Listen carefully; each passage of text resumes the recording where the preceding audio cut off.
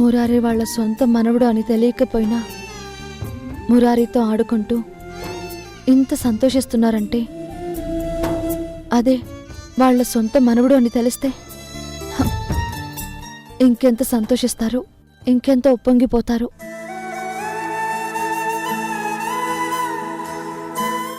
అవును ఉషా, మురారి ఈ ఇంటి వారసుడని తెలిస్తే అందరూ సంతోషపడతారు. హారిక గురించైతే చెప్పక్కర్లేదు.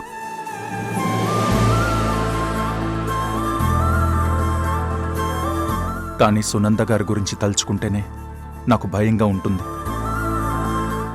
మన సంతోషం కోసం ఆ నిజాన్ని బయటపెట్టి ఆ తల్లి కన్నీటికి కారణం కాలేను.